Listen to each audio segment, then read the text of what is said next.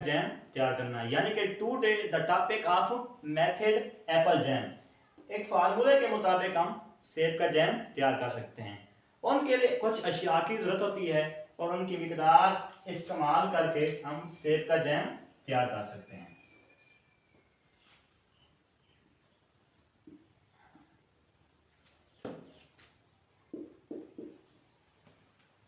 सेब का जैम तैयार करने के लिए हमें इन अशिया की जरूरत होती है। सेब का पौधा,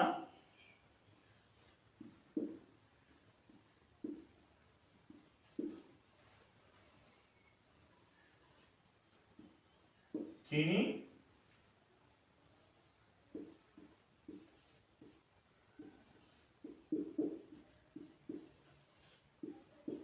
सोडियम बेंजोआइड और स्टीरिक एसिड,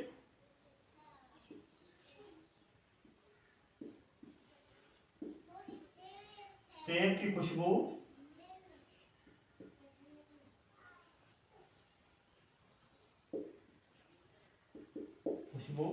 और फ्लेवर यानी रंग। सेब का जैम तैयार करने के लिए हमें सेब का पौधा, चीनी, सोडियम बेंजोआइड, स्टीरिक एसिड, सेब की खुशबू और फ्लेवर यानी रंग की जरूरत होती है। अगर हमें सेब का जैम तैयार करने के लिए सिर्फ 1 किलो जैम तैयार करना है तो सेब का पौधा 1 किलोग्राम,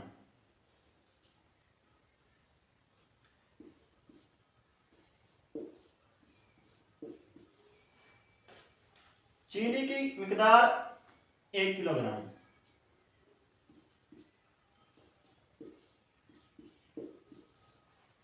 सोडियम बेंजोआइड 1 ग्राम,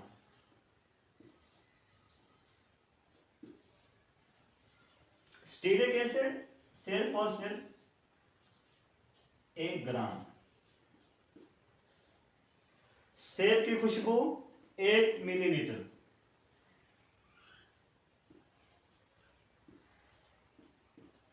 और रंग हिस्से जरूरत यानी कि अपनी जरूरत के मुताबिक सेब का रंग इस्तेमाल कर सकते हैं। हिस्से जरूरत उसमें इस्तेमाल कर सकते हैं। ये फार्मूला सिर्फ और सिर्फ 1 किलो सेब का जैम तैयार करने के लिए इस्तेमाल कर सकते हैं। अगर हमें सेब का जैम ज्यादा मिकदार में तैयार करना है तो इनमें इजाफा करके सेब के जैम को मुकम्मल किया जा सकता है। 1 किलो सेब जैम तैयार करने के लिए हमने अशिया तो मुतय्यन कर ली, लेकिन हमें 1 किलो सेब जैम तैयार करना कैसे है उसके लिए हमें एक तरकीब की जरूरत होती है। एक तरकीब के जरिए हम सेब के जैम की तैयारी को मुकम्मल कर सकते हैं। सेब का जैम तैयार करने के लिए हमें अच्छे और साफ सुथरे सेब मुंतखब कर लेने चाहिए। उनको अद्वियात यानी जहरी जहरों से पाक करने के लिए धो लेना चाहिए।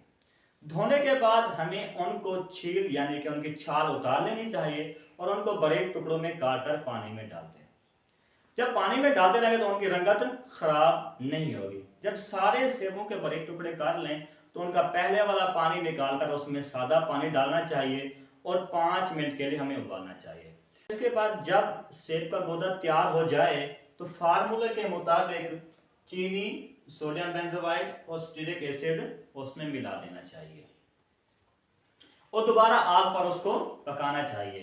जब चीनी की मिकदार उसमें 70% आ जाए या जैम गाढ़ा हो जाए तो उसको आग से दोबारा उतार लेना चाहिए और फार्मूले के मुताबिक सेब की खुशबू और फ्लेवर उसमें डाल देना चाहिए।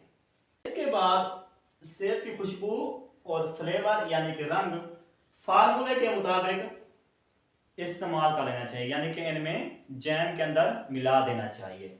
खुशबू और रंग को मिलाने के बाद ठंडा होने पर जैम को जारों में बंद कर लें।